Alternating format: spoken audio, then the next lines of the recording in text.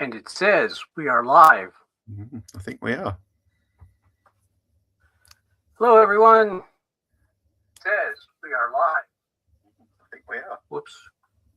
What am I getting? Hello, everyone. There. I think I had that extra thing on. Now I don't. Okay. Now you just hear us once. Slight technical gremlins. The technology worked exactly like it was supposed to work. The user did not do the correct things. Never mind. All right. Well, we got. Let's just see who's here for the big anniversary party. Lane out shoveling snow. That's what happens when you live in Canada. Yeah. It snows. It only doesn't snow in July or something. I don't remember. Margaret's here. Margaret's here. She's probably not shoveling snow. I haven't seen.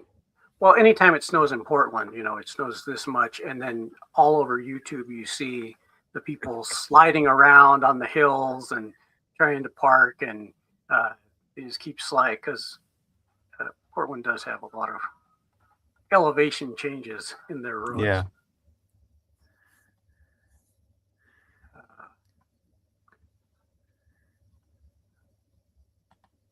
The other reviewers. Ariane.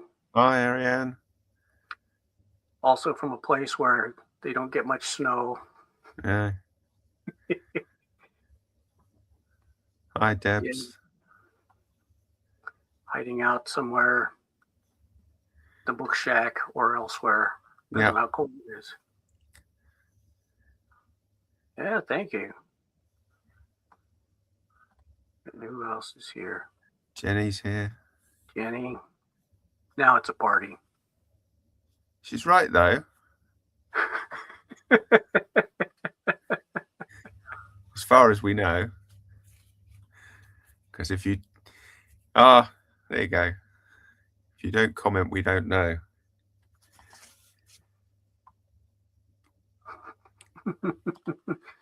Yep. There we go. Yeah. So all the Allens are here. All the Allens I know well, anyway. There may be other Allens. But, oh yeah, the beards. It's pretty impressive. Yeah. And Goat Man's jumped in here. Hello, hello.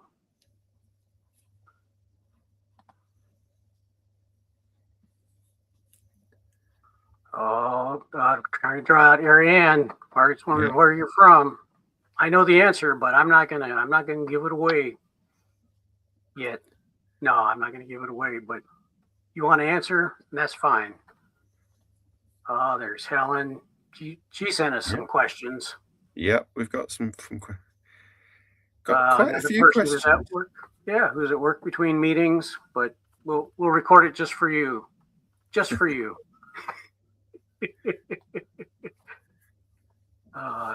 Hello. Yo-Yoist is here. Ariane has let us all know she's in Seattle. Yeah. The Emerald City.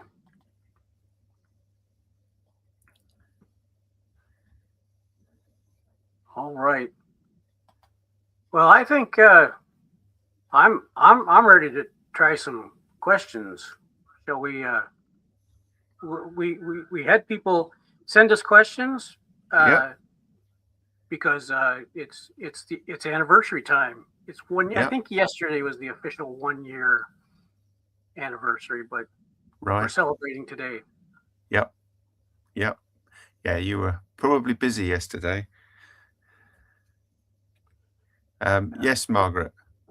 Is the if you want to plug any more into the, happy to take questions from the comments as well.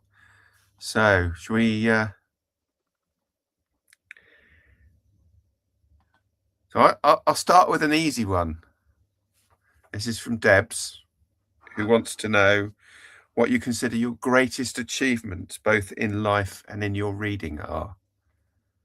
Yeah, it's always simple to sum up your greatest accomplishments in life. And Yeah. uh, I'm really proud in life of the family that we've built. That's Mm-hmm. really, it was very important to my wife and I to. There were some things that we didn't like about our childhoods that we wanted to make sure we didn't repeat. Yep. And we wanted to make sure that we raised kids who are uh, independent and strong, and Mm-hmm. but still loving and compassionate. You know, all of those things that you want to see. Yeah. And we have 3 grown kids, and they all are, they're amazing in their own ways. Yeah. And we were there to help, provide an example and Yep. guide them through things. But now it's just enjoy being around them. So I'm just really pleased that we were able to build that foundation for all of them, because that was really important to us. Yeah. Yeah. That's cool. Yeah. So what about the reading then? What are your greatest achievements in reading? Well, in if I think about BookTube, the thing that I'm most proud of is helping spark some new interest in Walter Scott. Mm. I read Waverly, and I raved about it, and then a bunch of other people. Ariane was one of the first people to jump in and say, "Boy, I'd like to read some Walter Scott," and so we started organizing a group, and we read Ivanhoe, and I think there were 6 of us Yeah. who did that, and we liked it so much we're going to read Rob Roy in May. Yeah. We've already got a couple new people in the group who want to read Walter Scott along with us. So Yeah. that has been really, it's been fun to watch that build. Yeah. I think, a lot of people say, yeah, I've heard of Walter Scott. I think I like Walter Scott, Yeah. but I've never read anything.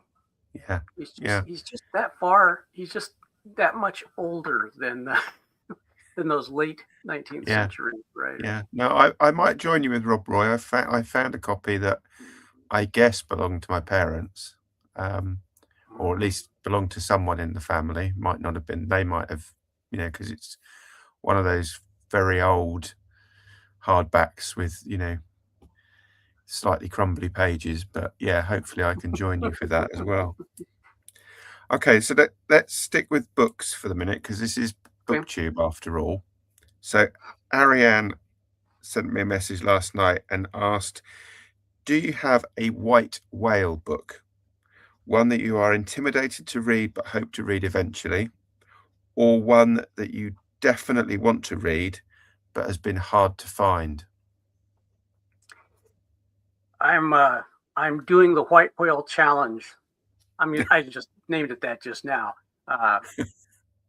because I read Moby Dick, and then that's a great book. I love that book. I'll probably read it again here sometime, because it's been a few years.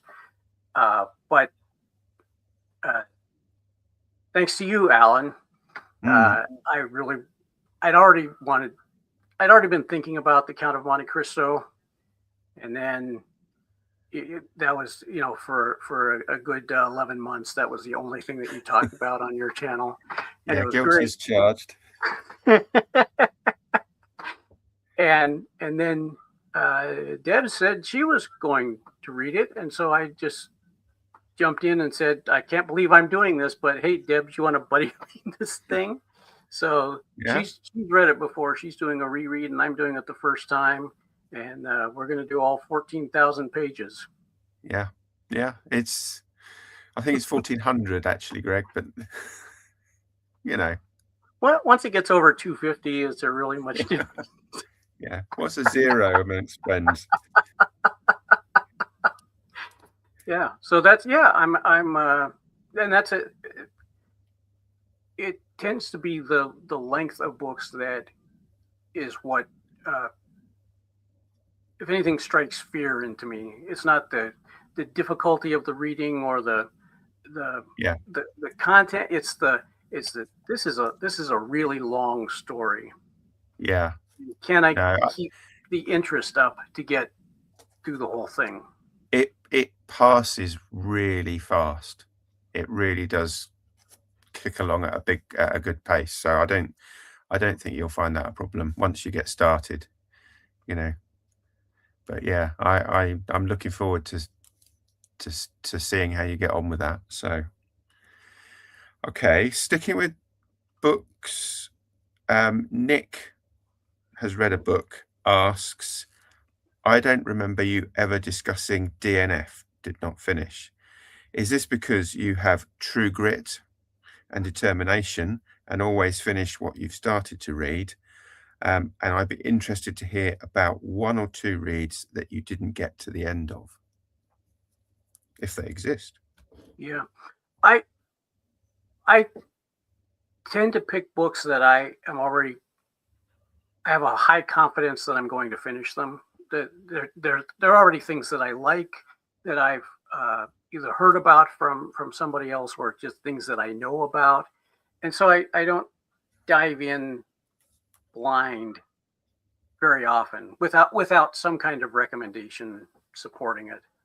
I'm not somebody who just goes and looks at a book and says, "Oh, this is a nice cover. I think I'll read this book," and just read the blurb on the back. Yeah. So I'm setting myself up for success. But Yeah. I also I think of it as I read the first few pages, and then and if it just isn't grabbing me, I'll set it aside. And I think of that more as it did not start rather than it did not finish. I just never got going. Yeah. If I stop a book in the middle, it's there's usually some external reason. It's not usually the book, and so I will set it aside, and I don't ever call that a DNF because I'm planning to come back to it. It's just it's a pause, and I did that with Waverly. Waverly, I got started. I got about halfway through, and then I think just things happened in life, and that's a that's a good sized book anyway. Yeah. And then when it was time, I came back and I backed up a few chapters to get my mind back into, and I finished it. So yeah, for the most part, I finish the books there. The ones that the one that challenged me the most was the Pickwick Papers, just because it it was published serially, for 19 or 20 sections. I can't remember what the number was, but when you put it all into one book, there's just a lot there. Yeah. And I was starting to grow a little bit weary toward the end. Yeah. I think there was a certain amount of Dickens padding certain sections to maybe get a word count that he was supposed to deliver on. I don't know, but I have in addition to DNF, I have Not Right Now. So books that I know I'm going to come back to, like you said, Waverly. And they're books that there's just not, for whatever reason, my mood, it might be raining outside and I just don't want to read that, but can be any particular reason. But no, those are my Not Right Now books, and I always come back to those. And that's exactly how I don't have a lot. It's rare that I get at least a good chunk more than 25 or 30% into a book, and I just say I'm not going to continue on with this. I just keep if I've gotten that far, there's something that's interesting enough that's keeping me going. Yeah. Do you want to dip back into the chat, because we've had 10,000 people have jumped into the chat here. Let's see. Where were we? We saw that. I think we were Margaret asking about Margaret. whether we were taking questions. Yeah. Yep. Only from certain people who we like very much.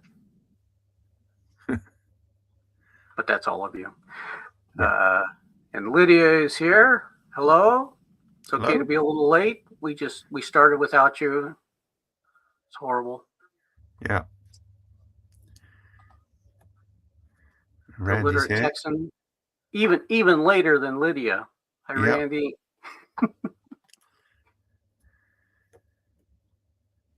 All right. You want look? Do you have these questions jotted down somewhere, Alan? And we'll kind of look at the chat. I can come back and. That's a cool question. You should put your hat on, definitely, Randy. I don't know that we're gonna have an extra person in the video, but man, hats always welcome. Yeah. Okay, Randy.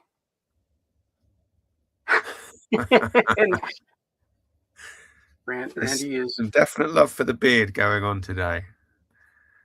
Well, that's okay with me. I shaved in 1986, and I didn't like it much.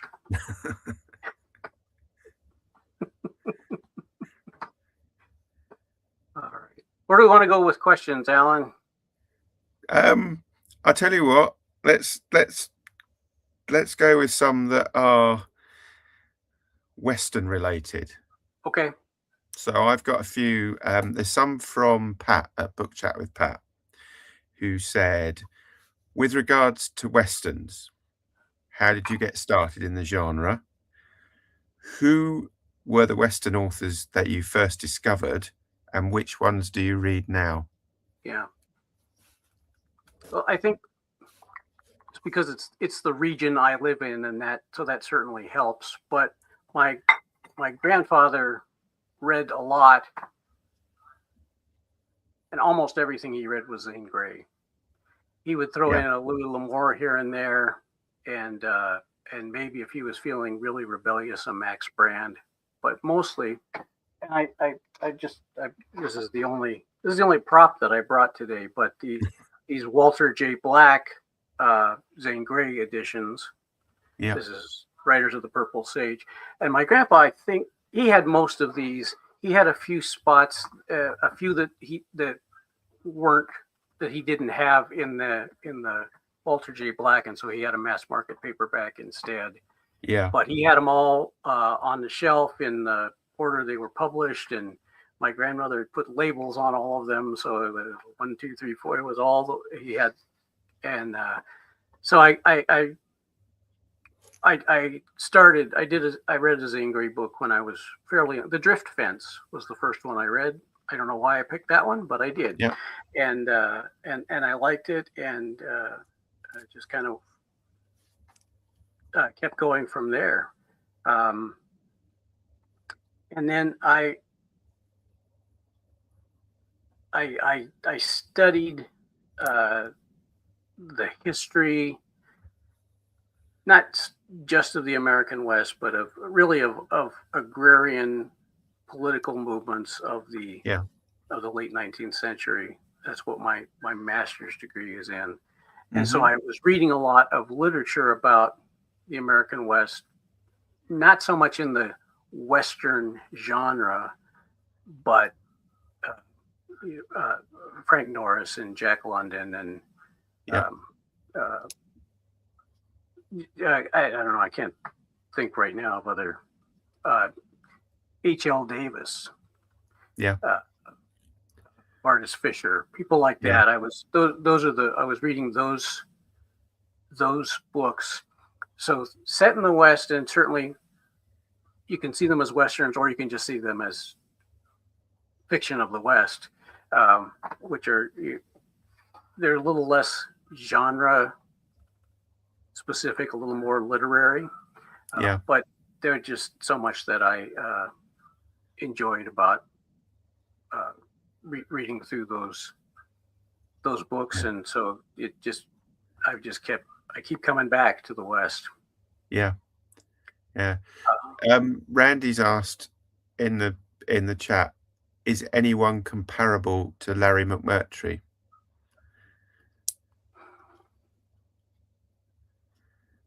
That's a good question.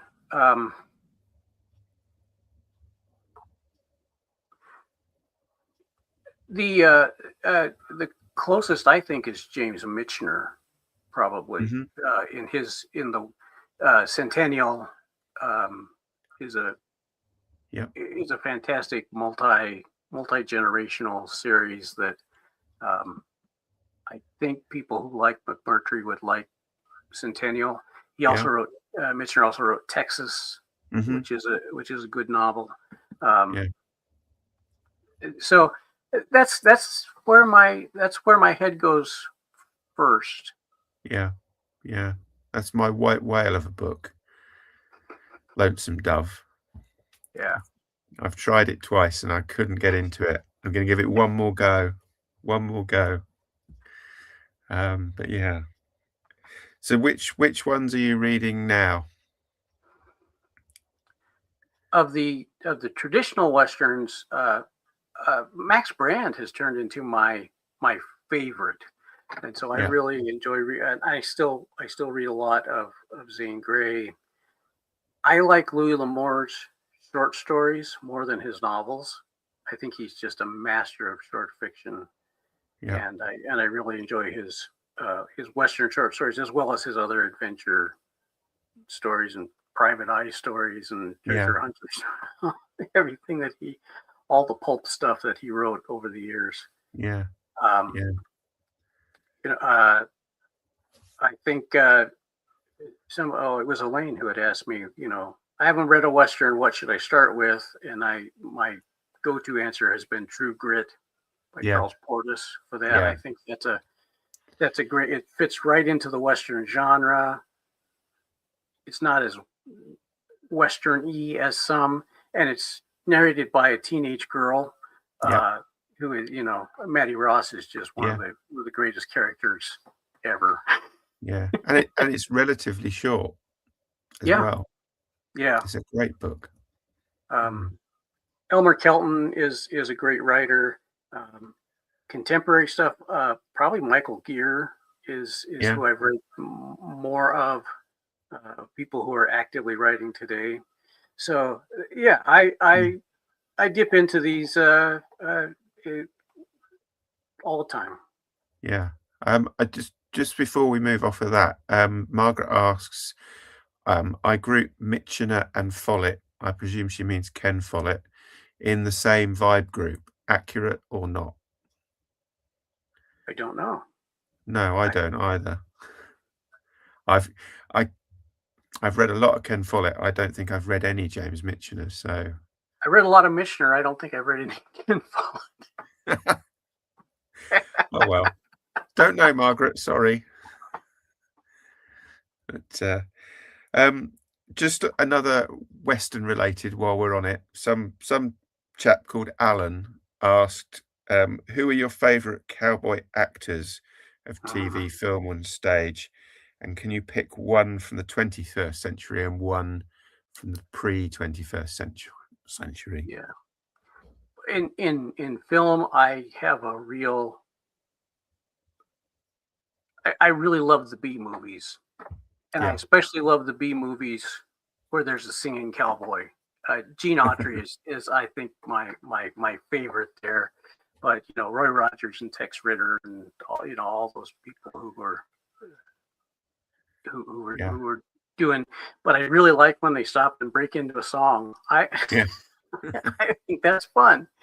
And I was thinking about what there are.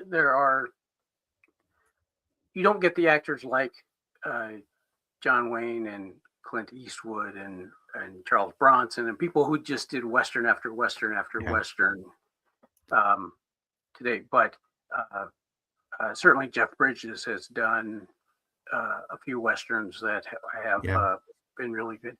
I think my favorite actor, who I don't I don't really think of him as a Western actor, Yeah. but the Westerns he's been in is Timothy Oliphant. So Yeah. he played in Deadwood. He played Seth Bullock, the marshal, Yeah. and he was great in that role. And then he went on to play Raylan Givens in Justified, Yeah. a character created by Elmore Leonard, who has Yeah. written so many great westerns. And even though that was a modern crime setting, Raylan had it was so Western at heart. Yeah. Yeah. It was a man in a hat. Definitely a man in a hat. Yeah. And and Robert Taylor is Longmire. Haven't seen him in a Yes. lot of other roles, but man, he nails Longmire. Yeah. So Yeah. so I think there are a lot of really good actors out there. Yeah. It's harder to find. For me, it's harder to find actresses who are consistently in westerns, and it may just be that the roles aren't there. Yeah. Yeah. Yeah. Of course, Tommy Lee Jones, he's done a few westerns. Yeah. Yeah. Ethan Hawke, someone I quite like in a western. Yeah, They did. Was it the Valley of Violence a few years ago? Quite and I saw enjoyed that. the Billy the Kid. What was it? I think it was called The Kid. Yeah. He was in. Yeah. Yeah. Yeah. Before I lose it, I'm going to ask you Jenny's question. So, do you have a favorite type of mythology or folklore that you prefer to reread, either the originals or retellings? I have spent more time reading the originals. Yeah. There are some great collections of I think particularly of Nordic folklore. You start with Hans Christian Andersen, but you've got other story collectors who are like the Grimm brothers, and it's a little bit different spin. It's a different part of Europe, and I really enjoyed those that I've read. I've read some Norse mythology, and of course I had more than I needed to know about Greek mythology in school. Yeah. Yeah. I think we all get that to a certain extent. You get all the classic stories Yep. done over and over again, and none of the more obscure ones. Yeah, and then I'm not. It's hard to not repeat a lot of those story types, But I have not found much in the this is a direct retelling of Snow White, for example. Yeah. I don't find those to be as compelling for me as the original stories. And then but to see you can map this back and you say, oh, this is really a Goldilocks and the Three Bears story. Yeah. Oh, this is really a Red Riding Hood story. But that's not what it's not what it's about, and it's not what it's trying to be about. It's just you can see that how that narrative structure continues to work. Yeah. Yeah. I'm going to take us off of books for a minute, because I also know you're quite the musician and have a lot of interest in music. So coming back to some of Pat's questions, Pat asked, I'm very interested in your musical background. Can you talk a little bit about your early experiences with both vocal and instrumental music, i.e. how you got into playing or singing? Did you have any formal training? Who are some of your early influences? And also, do you read about music? And if so, what do you like to read? Yeah. I'll start with that last one. I don't read a ton about music. I've read a few good biographies. The jazz world seems to have better biographies Yeah. than Miles Davis's autobiography that he wrote shortly before he passed away was excellent, and that's 40 years ago or something. There's been some good biographies of like Thelonious Monk. Yeah. Duke Ellington's book "Music Is My Mistress," an hmm autobiography, is fantastic.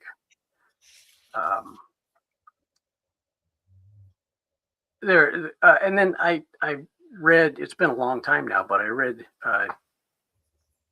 John Cage, the composer, had basically they just grouped a bunch of his lectures together and put it in a book that's called Silence. That was a fascinating book about the way he thought about the way sound is organized to make music. I think it was Pierre Boulez who called music. He says it's just organized sound, and Cage spins out of that. But his thoughts about how there is no silence, there's always something, was fascinating. So I have found there are a lot of things that I've enjoyed, and Garrett's been talking about this new Spinal Tap book, and so I mean, I'm going to have to find that one here at some point, I think. Yeah. So I started singing in church, and the church that I grew up in, there's a passage in the book of Acts in the New Testament that says that they sang and made music in their hearts, and it doesn't say anything about having any kind of instrumental accompaniment. And so the denomination I was in took that in a very literal way. If it doesn't say they had instruments, they didn't have instruments, and so we're only gonna do vocal music. Yeah. And so I grew up singing and learning to sing. We would sing in 4-part harmony. Yeah. And so when I was really young, before my voice changed, I was already learning to sing the alto. As my voice changed, I learned to sing the tenor, and then because you don't have a piano or an organ to follow, you have to have somebody who is leading the songs, and so that was something that I did. So I learned at a very young age about key signatures and so this song's in F. I know it's in F because there's one flat, and so here's now I know what note to blow on the pitch pipe to get to get it in the right place. So I learned that basic music theory, and just a little bit about time signatures, and but mostly about keys and how you find your play, and where if if it's in the key of F, but it starts on an A. Well, that's the mi and the do re mi. Or don't usually do the do mi, so so everybody gets their place. So then by the time I got into elementary school and could play in the band, I already had a good solid foundation in general music theory. Mm-hmm. And I started on saxophone. So through my school years, I played saxophone and some clarinet. I played some. I love the bass clarinet. I really had a good time playing that. Yeah. And then in college, I started off as a music education major, and so I took a lot of. They wanted you to learn all the different. Learn all the instrument, all the band and orchestral instruments, and so they would break them up, and so I did a few of those methods classes, and then just through my life, as I kind of returned back to country and folk music. I picked up a mandolin and a banjo and just tried a lot of. So Yeah. I played the full saxophone family.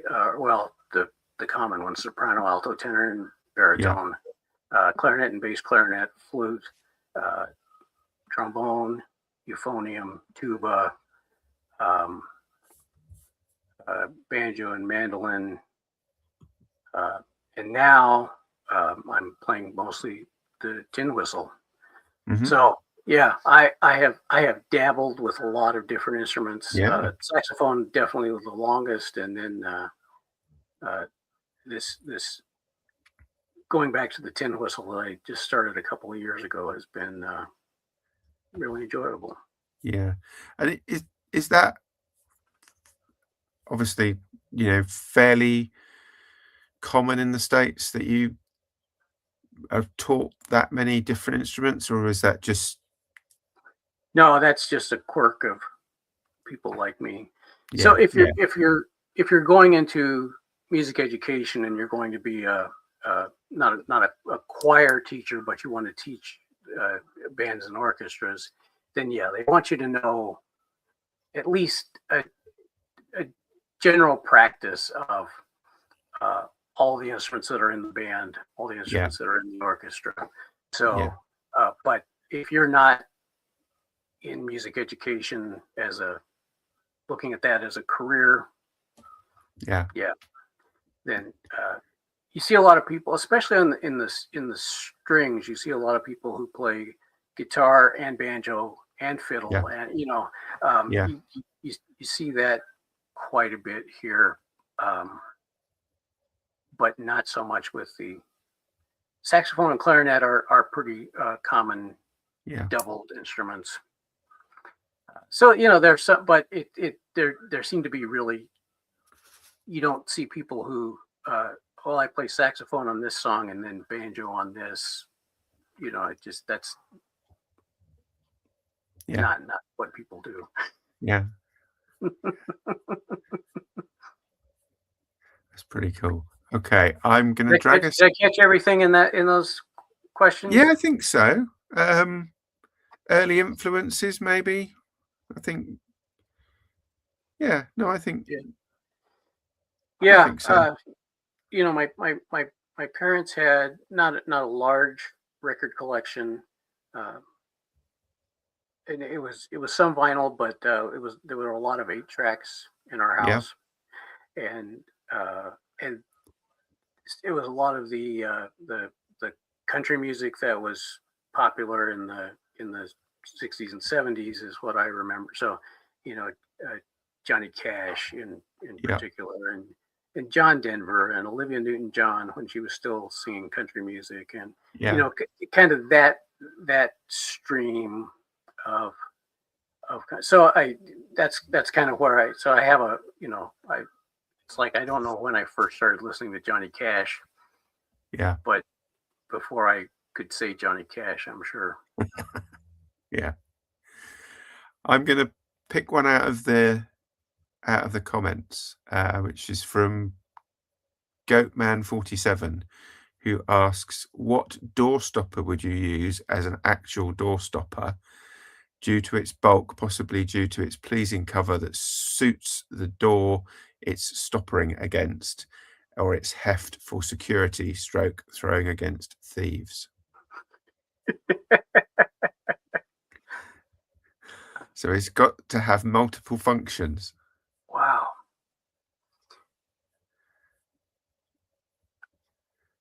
I think I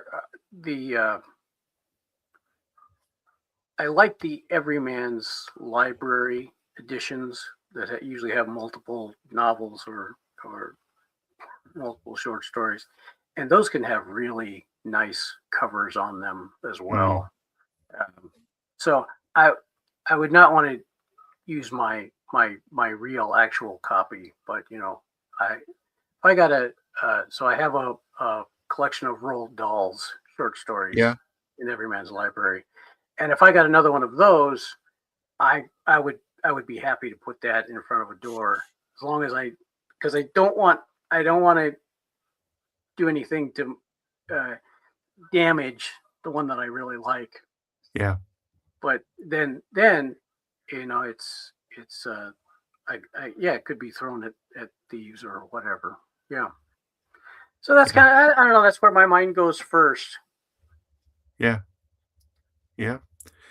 So I've got a few more bookish ones that I've sort of lumped together. So from Sean Muller, not sure. I've probably just mashed their name completely, so apologies.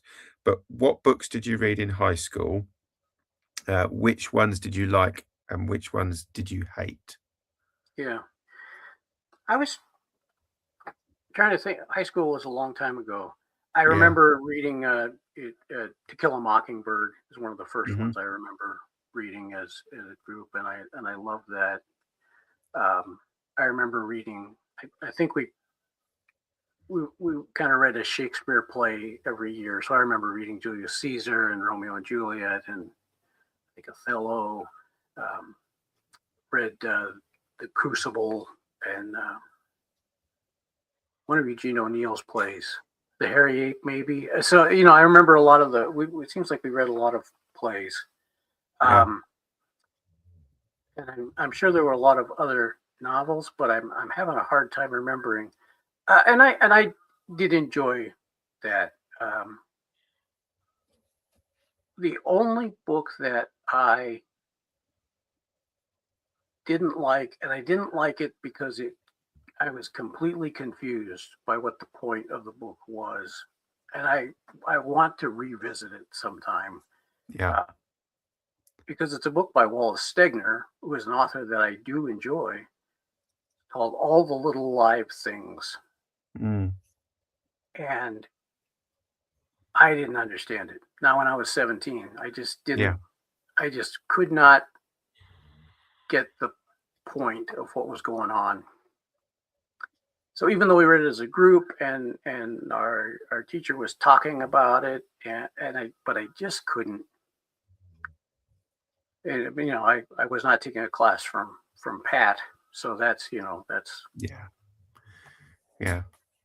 No, I know what you mean. There are. But that's one I would like to try again, because I think it was a really good book, and I just didn't. I think it was just beyond me. Yeah. At the time. Yeah. And from Ariane asked, is there a book from your childhood that sparked the love of reading? Or books?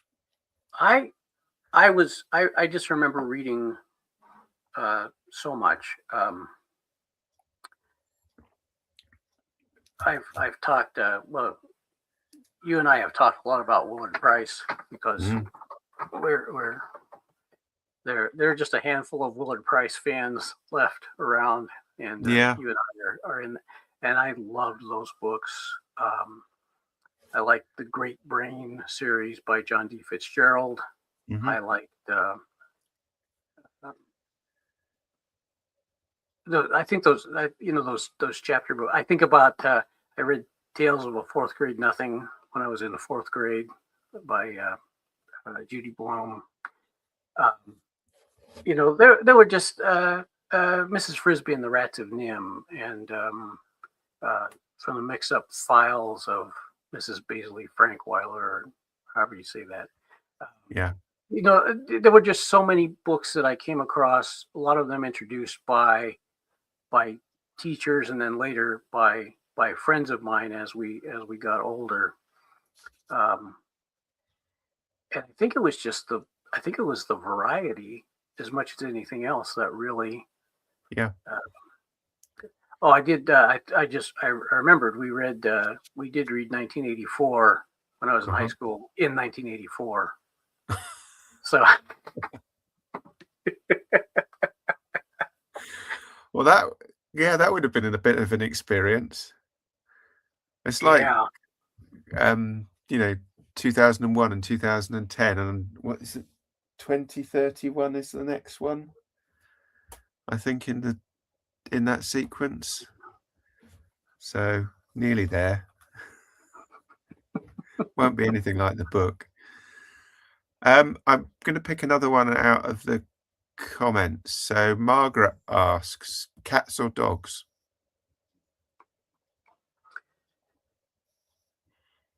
I think I like dogs better, but there are plenty of cats around here, and I don't get attached to cats the way I do to dogs. But Yeah. I like seeing cats around, and when they do actually curl up and Yeah. purr in your lap, that's nice.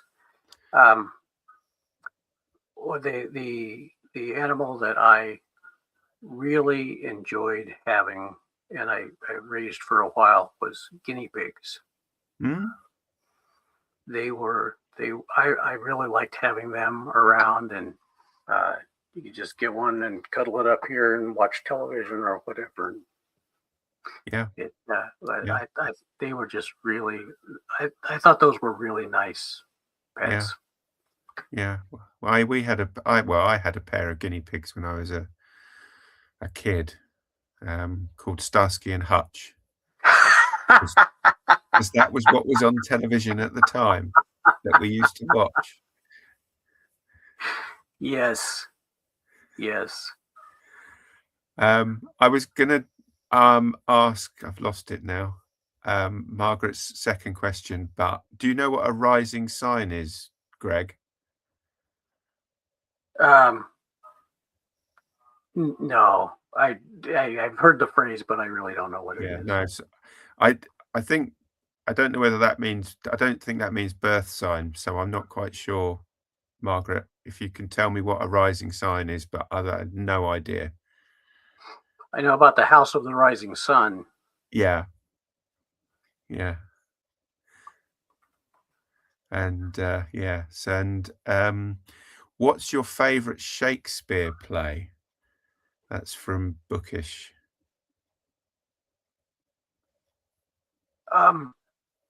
I think I think I would choose Othello because Iago is such a fantastic character. When I think as far as Shakespeare's plays go and his characters, I think Iago is just my favorite bad guy. Yeah.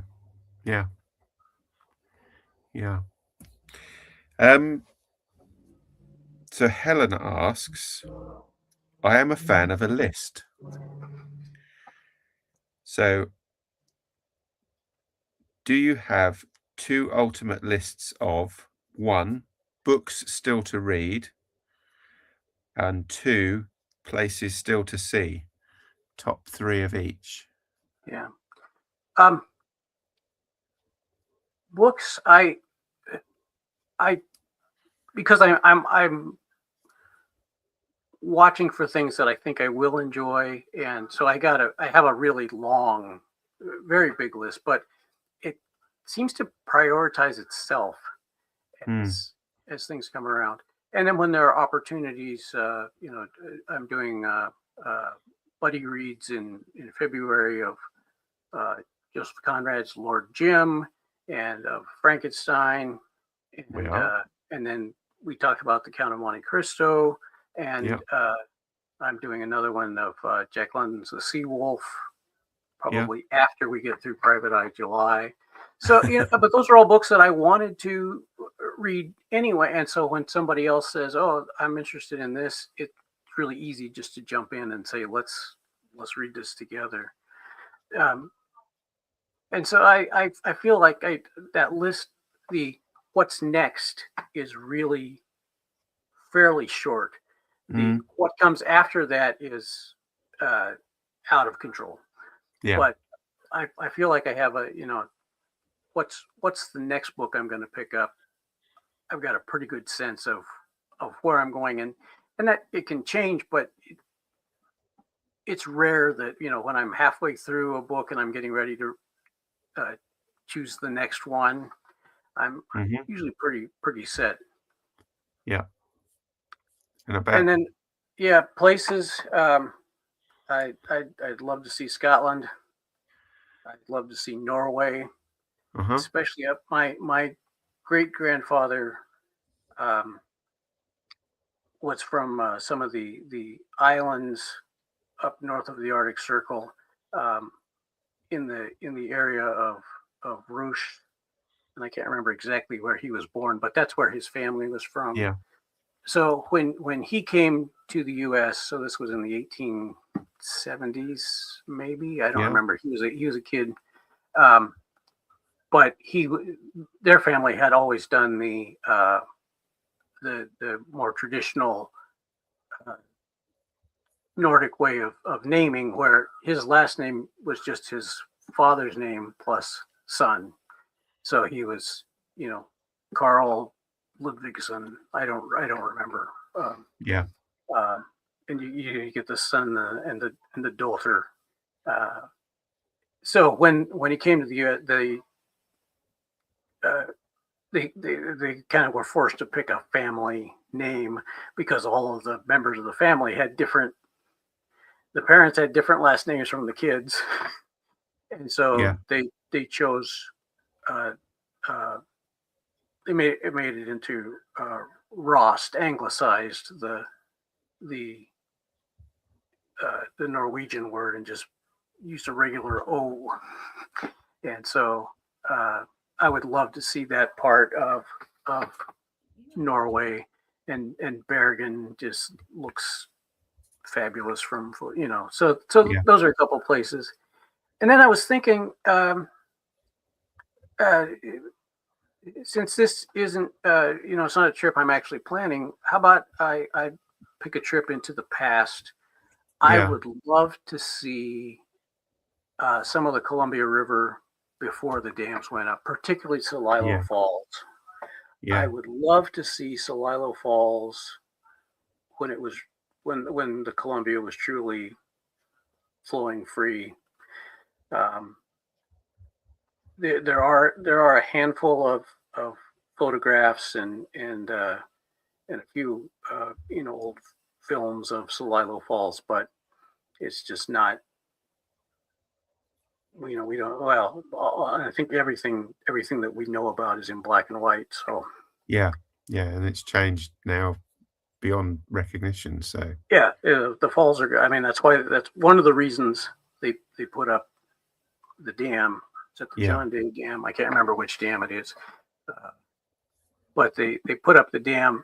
They also use it for power generation, but one of the big things was to make the falls navigable, because there was no way to. You had to port your boat around it. And so that was one of the big things, was trying to let bigger boats and ships come further up the river. Okay, let's go. Actually, let's stick with Helen for her bonus question, which was, how many unread books do you have approximately? I have a fairly small book collection. I care a lot less about the physical book, except for things that are the things I have are much more collectible, or things that have really special meaning to me. But when I'm reading, I use the library extensively, both for getting books that are printed on paper, and audiobooks and ebooks, and I really like that. I think the estimate that I came up with is that I have the collection of books that I have here that I've really that I do cull pretty aggressively is probably about 300. But I've read a lot more, and of those I've probably read 60 to 70% of them. Yeah. So most of the books I have, and a lot of times I will not get a book until I've read it, unless I just stumble across something that looks really interesting and is has a very low price. Yeah, you're very restrained, unlike me. And slightly embarrassing stack of books on my filing cabinet. Well, if I think Jenny's still in the chat, we won't ask her how many unread books she has. No, okay. Ariane also asked, if you were forced to read a book way out of your comfort zone, what type of book would that be? I would think it would be a romance. I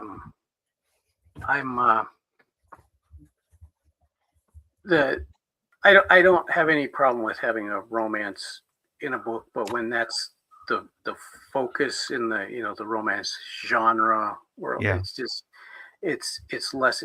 But I have read some that I really enjoyed. And usually, it's because of setting or something else that really draws me in first. So I read Jenny Colgan's bookshop. I think it's called Bookshop on the Corner, but it's about a woman from England who loses her job, and so she buys an old van and puts books in it, and goes up to Scotland with this mobile library, and then then she meets a guy in a kilt, and things, But it's it has that genre romance, but just being in the Highlands and talking about how this guy is farming and how the community comes together and the Kayleys that they have, and I found all of that really. That's what drew me into picking up the book in the first place. Yeah. So that's kind of that's I think there are. I don't think there's any genre where I couldn't find something that I liked, especially if got good suggestions. Yeah. And there is something about a good sapphic romance. Yeah. And I don't know what it is, but there's something about a sapphic romance that is really that can really draw me in. Yeah. And Ariane also asked, has your reading changed at all since you started your channel or found BookTube? I don't think so. I have some. I'm getting new. I certainly have read a lot of new authors because I have new recommendations.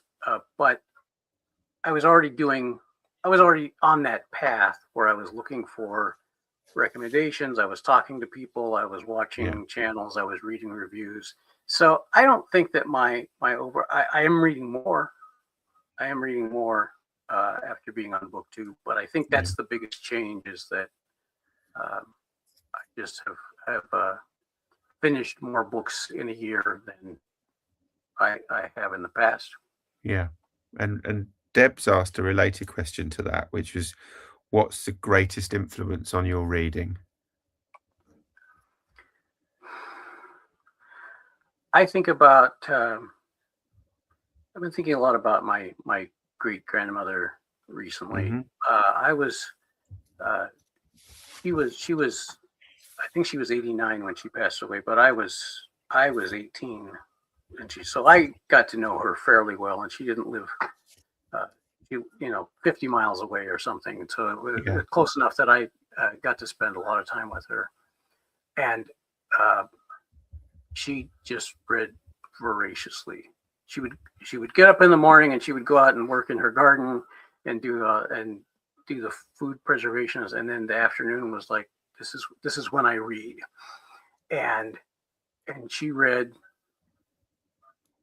everything.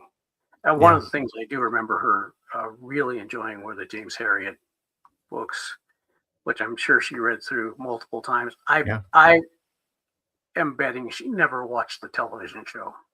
No. She just read the books. Yeah. but she read nature books. She read novels. She was somebody who she would read some of the Bible every day. So, Yeah. but she just had that. She had that. She always had a book. Always had Yeah. multiple books near her. Uh, most of them coming from the library. I don't remember her owning very many. And I think part of that's people who lived through the Depression in the 1930s. Um, you say that a book is frivolous. If I can go to the library and get Yeah. a book, why Yeah. why should I buy one myself? And so Yeah. I think she had a lot of really strong influence on me, in how she read, and also how she read more than anybody else in my family, and Hmm. she didn't have a big library at home. Yeah. And I think that, and I hadn't thought about that until more recently. Yeah. Uh, I think that's probably one of the bigger influences on how I read. Yeah. Yeah. That makes a lot of sense. Yeah. Because I think, certainly since I've known you, our comparative libraries are very different, in size wise. I mean, not necessarily in content, but Yeah, our tastes are very similar, yeah. and the books that we've read, there's a whole lot of crossover, Yeah.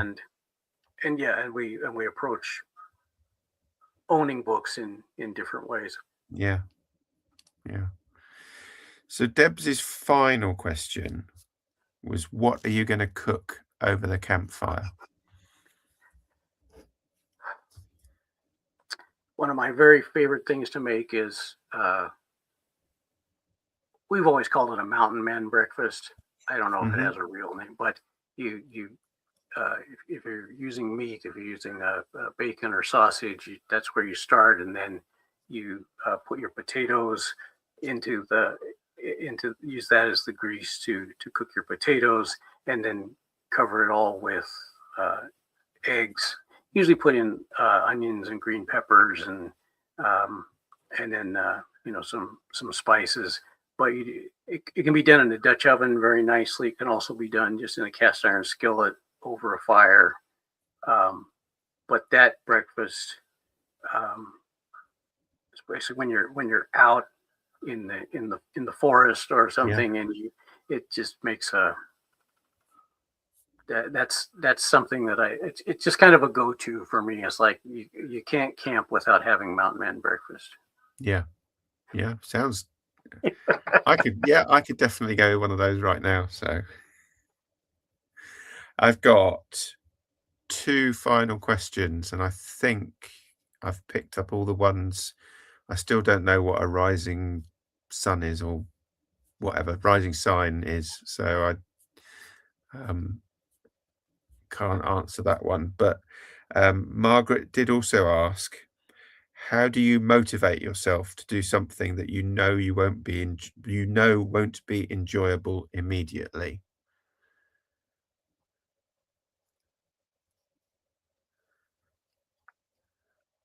I I just I do a lot of prioritizing, so that Hmm. if I have something that is not, it's something I know I won't enjoy, but it's something that needs to be done. Yeah. I just try to do that first and get it out of the way. Um, and I don't know that I'm motivated, except to say I don't want this to be lingering and be thinking about it, dreading to do, make this phone call or schedule this appointment or whatever. Um, so that it's kind of, yeah, just avoiding adversity. Yeah. Yeah. That makes sense.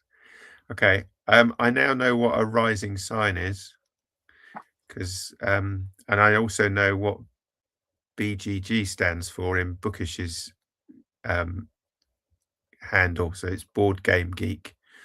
But a rising sign is determined by the hour you were born. Oh, okay. So I know I was born at just after 5 o'clock in the afternoon, but I don't know what sign that makes me. So I was born just after 5 o'clock in the afternoon. really, oh, there you go. Different time zones, but still. Yeah, yeah. Too many coincidences. So, final question that I've got from pre-submitted ones, which is from an anonymous, unidentified rogue, is: do you have tattoos? Yeah. Well, the first tattoo, I was kind of embarrassed to get tattoos, and so I wanted to keep things that were covered up. So I just had a W put on each of my butt cheeks, so that when I bend over, it says "Wow." And then this new women of words, Pat and Debs and Angelia, they took that. So now I don't know how they found out, but it's I haven't showed it off to anybody. That's No, not well, true. That's a tall please tale. don't show us now. No, that's a tall tale. It's the only tall tale I've told. It's the only one. All right, but yeah, I just have a few. So let's see where. So I have to stand up to do this to get in the right place for the camera. So uh, the sailing ship there, Uh-huh. and the first one I got was this music note. That was my very first really simple tattoo. But then the Highland cow, Yeah. I liked very much. And then the this is the biggest and nicest one that I have. Is this Wow. kind of a Fenrir the wolf is what it's Yeah. based on. So Yeah. there's a good Norse tale. Yeah. Definitely. So those are the real tattoos. Those just a few, and they are covered most of the time. But Yeah. Well, that's all the pre-submitted questions, and I hope I've picked up all the ones that came up. all right. Oh no, hang on, sorry, I haven't. There's one. So, Bookish Board Game Geek asks, I started rereading Mansfield Park by Jane Austen recently, so I was wondering how many of her books have you read, and which are your favourites? I've just read Emma, but I did enjoy it. It's that that's a it's a time period, and it's not something I'm very familiar with, and Mm-hmm. it was kind of tough to break in the first place. And I read Emma, and I read on the Brontes, Wuthering Heights, about the same time. So I Yeah. kind of got into that world there, and then uh, I haven't read more, but I think Pride and Prejudice, Sense and Sensibility. I think Mm-hmm. those would make sense to me. Um, Yeah. I just haven't done it yet. Yeah. Yeah. So then, this is your 1 year anniversary. Have you got any plans you'd like to tell us about for the coming year? Uh, it seems like I make plans and then I abandon them. I do the did not start Yeah. Yeah. rather than the did not finish. I say, oh, this would be a great idea. This is a great project. I think I should, and then I don't ever do it. Um, Yeah. uh, I did, starting the cowboy poetry readings on Love Thursdays those. last year Yeah. has been something that I've really enjoyed, and it, those are not.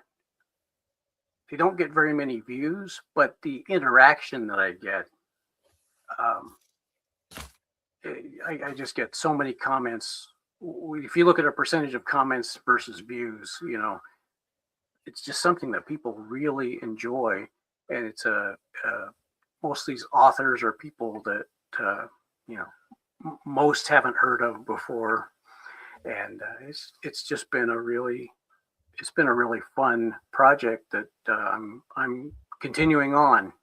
Yeah. And beyond that, you know, I hopefully will be well, I will be reading for sure, but hopefully co-hosting for both June on the Range and Private Eye July, and do it. Hello, friend. Yeah, that's And then we got. You want to talk about our March event? yeah, we're doing March on the Rails. So all about any books associated with railways, trains, railway stations, any genre. Doesn't have to be specific, you know. So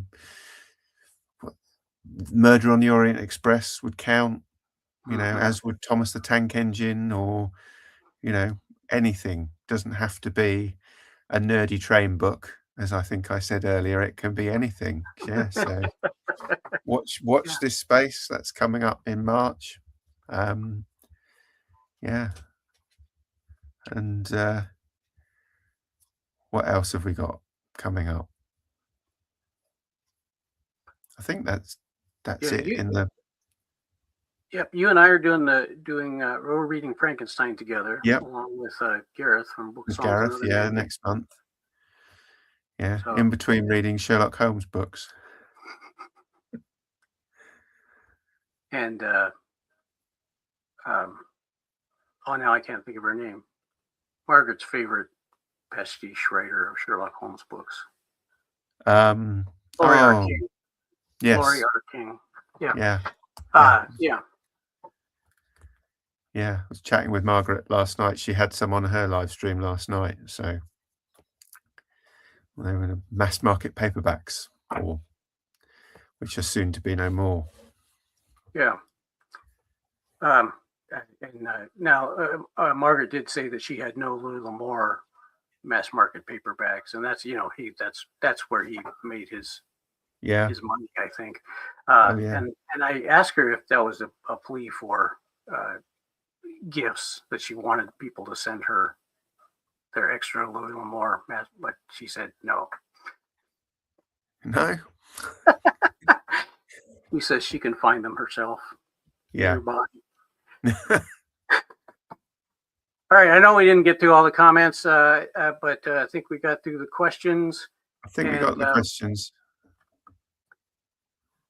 Yeah, so lots of stuff there. I'll have to go and read through them again, and those will get regenerated after the stream's over. And thanks everybody for coming. Alan, thanks so much for working with me to do the questions. Thanks to everybody who sent in questions. And this has just been a lot of fun. Yeah, we should definitely do it again. Maybe not wait a year, but well, I guess we're allowed to do things if we want. Yeah, we're adults. We can do what we want. All right. Well, thank you, everybody. It's Thanks, everyone. Been great answering all of your questions, and I didn't even do too much lying. Yeah. Happy anniversary. Thank you. Bye, everyone. Bye.